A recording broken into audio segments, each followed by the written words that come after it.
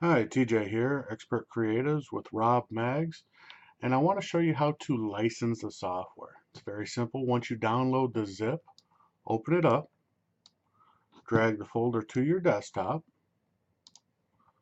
Once it's on your desktop, go ahead and open up the file.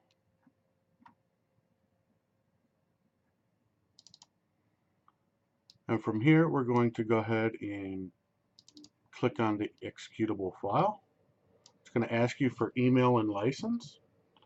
So I'll go ahead and put that in.